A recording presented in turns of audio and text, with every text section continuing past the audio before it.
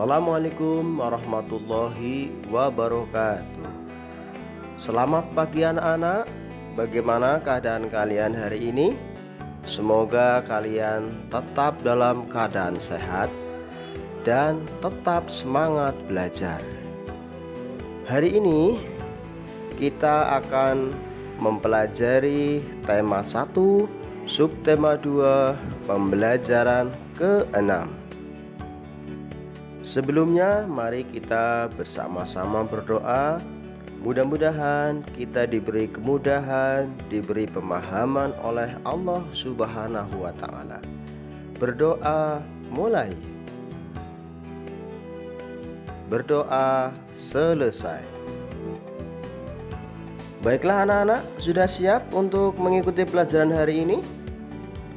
Baik, kalau sudah siap, dengarkan cerita yang akan Pak Guru bacakan berikut ini. Atau kalau kalian mempunyai buku siswa, silahkan disimak di buku siswa halaman 113. Baik, akan segera Pak Guru bacakan ceritanya. Pak Anto dan Benny kaget. Tiba-tiba terdengar suara teriakan minta tolong. Mereka berdua pun segera mencari dan menghampiri sumber suara tersebut. Oh, ternyata kaki salah satu pekerja kesleo karena terpleset saat melangkah keluar dari sawah. Dia nampak kesakitan sekali. "Kenapa dengan Pak Bejo, Pak?" tanya Benny khawatir. "Oh, kaki Pak Bejo kesleo. Rasanya sakit sekali," jawab Pak Anto. "Apa itu kesleo, Pak?" tanya Benny penasaran. Kesleo merupakan gangguan atau cedera yang terjadi pada otot. Hal tersebut dapat terjadi karena adanya gerakan dadakan, kekurangsiapan otot untuk melakukan suatu gerakan, juga karena adanya paksaan gerakan pada otot. Jelas Pak Anto. "Oh begitu ya Pak," sahut Benny. "Benny, kesleo bisa terjadi kapan saja dan di mana saja, serta dalam kegiatan apa saja. Misalnya saat berolahraga. Salah satu jenis olahraga yang rentan terjadi kesleo atau cedera otot adalah sepak bola. Karena dalam sepak bola kerja otot sangat diforsir. Tubuh harus bergerak dan berlari dalam waktu yang lama," jelas Pak Anto. "Oleh karena itu, untuk memperkecil kemungkinan terjadinya cedera, sebelum melakukan permainan sepak bola dan olahraga lainnya, harus menguasai teknik-tekniknya terlebih dahulu. Selain itu, kita harus melakukan pemanasan agar tulang dan otot-otot kita dalam keadaan siap," tambah Pak Anto. "Oh, menguasai teknik berarti sangat penting ya Pak, agar kita dapat melakukan permainan dengan baik, juga untuk memperkecil resiko terjadinya cedera," kata Benny. Setelah dirawat dan diobati, kaki Pak Bejo yang kesleo berangsur-angsur membaik. Dari yang sebelumnya tidak bisa digerakkan dan sakit, kini sudah bisa digerakkan tanpa terasa sakit. Kaki Pak Bejo sudah bisa ditekuk, diluruskan dan diputar-putar. Pak Anto dan Benny pun senang melihatnya. Sekarang kaki Pak Bejo pun bisa digerak-gerakkan kembali. Pak Bejo pun dapat melakukan berbagai aktivitas yang memanfaatkan kerja otot. Anak-anak, sekarang kita akan membahas tentang macam-macam gerak otot. Macam-macam gerak otot yang pertama adalah gerak meluruskan. Contohnya meluruskan lutut, siku, dan ruas jari. Yang kedua adalah gerak menekan ke bawah atau menurunkan. Yang ketiga adalah gerak yang membengkokkan. Contohnya membengkokkan siku, ruas jari, dan lutut. Yang keempat adalah gerak menjauhkan. Contohnya gerak tungkai, menjauhkan dari sumbu tubuh. Yang kelima adalah gerak yang memutar lengan sehingga tangan menengadah. Dan yang keenam adalah gerak yang mendekatkan sumbu tubuh, contohnya gerak yang mendekatkan tungkai dengan sumbu tubuh. Anak-anak, selain kita harus tahu macam-macam gerak otot, kita juga harus tahu cara menjaga dan merawat otot pada manusia agar selalu sehat dan terjaga. Yang pertama adalah menghindari gerakan yang membebani kerja otot secara berlebihan. Agar terhindar dari gangguan atau cedera pada otot, maka kita harus menghindari kegiatan atau gerakan yang dipaksakan, gerakan tiba-tiba, dan kegiatan-kegiatan yang terlalu membebani kerja otot. Yang kedua adalah melakukan peregangan. Lakukan beberapa gerakan peregangan sebelum dan sesudah melakukan aktivitas tertentu yang memanfaatkan kerja otot dalam jangka waktu yang lama, seperti saat melakukan olahraga, berjalan jauh, dan berlari. Yang ketiga adalah melakukan latihan rutin. Banyak latihan fisik yang dapat kita lakukan untuk menjaga kesehatan otot. Latihan rutin ini dapat dilakukan dengan beban maupun tanpa beban. Bisa dilakukan di dalam maupun di luar ruangan. Misalnya jogging, bersepeda, latihan kebugaran di pusat kebugaran, dan lain-lain. Yang keempat adalah memenuhi kebutuhan cairan tubuh.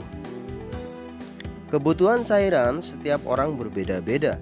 Sedikitnya mengkonsumsi 6 gelas air sehari agar dapat menjaga kesehatan tubuh. Cairan dapat membantu otot melemas setelah berkontraksi, serta dapat melembabkan sel-sel otot sehingga tidak mudah mengalami ketegangan. Yang kelima adalah mengonsumsi makanan yang bergizi dan bermanfaat bagi otot.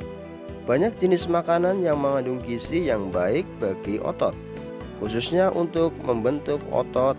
Makan makanan tersebut antara lain putih telur, susu, ikan tuna, sayur brokoli, dada ayam, daging sapi, minyak ikan, keju, kacang almond dan kacang Arab, dan bayam. Yang keenam adalah meringankan nyeri otot. Gunakan krim khusus otot untuk menimbulkan rasa hangat sehingga otot yang kram menjadi lebih rileks. Baik, selanjutnya ayo membaca. Adirai Binaragawan Perkasa Indonesia. Adirai adalah sosok pria perkasa yang sangat terkenal di Indonesia, bahkan di dunia. Sebagai binaragawan Indonesia, banyak sudah prestasi yang diraihnya, baik di tingkat nasional maupun internasional. Saat ini Adirai telah pensiun sebagai atlet binaraga. Meskipun demikian, ia tetap aktif menjadi pembina dan membuka tempat kebugaran di beberapa daerah di Indonesia.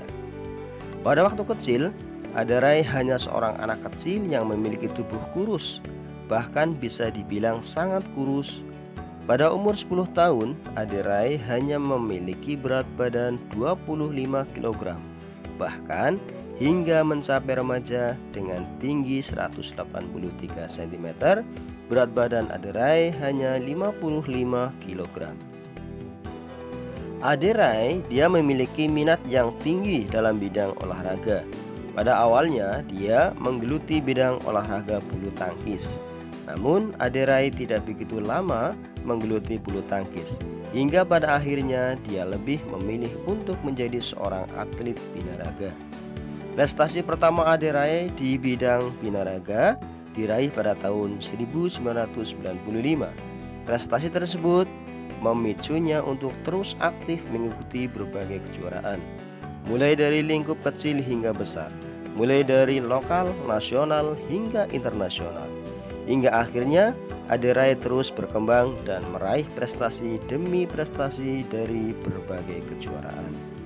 Masalah prestasi yang diraih Aderai tidak perlu diragukan lagi. Dari berbagai kejuaraan yang diikutinya selalu membuahkan hasil yang mengagumkan. Salah satunya kemenangan di Miss Clemania World atau kejuaraan dunia binaraga kelas berat ringan.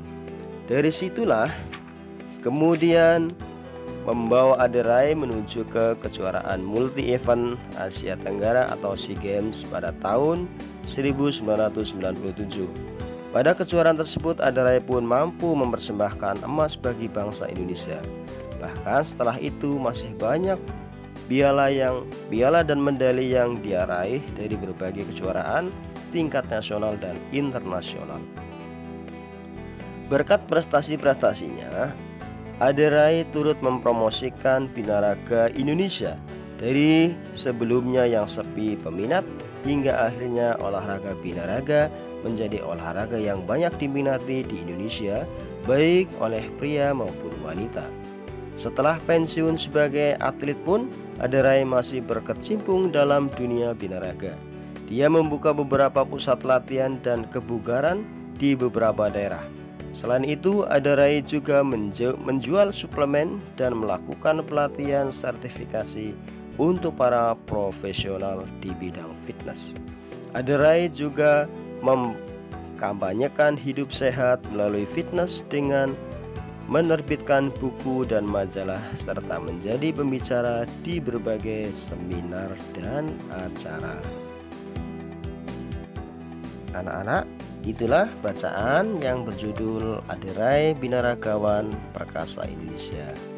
Tugas kalian nanti adalah temukan ide pokok di masing-masing paragraf dan silahkan kerjakan tugas tersebut pada lembar tugas seperti yang ada di buku siswa halaman 118 atau seperti yang kalian lihat di video ini. Baik anak-anak, kita akhiri pembelajaran hari ini. Mudah-mudahan bermanfaat dan kalian paham. Baik, Pak Guru akhiri. Wassalamualaikum warahmatullahi wabarakatuh.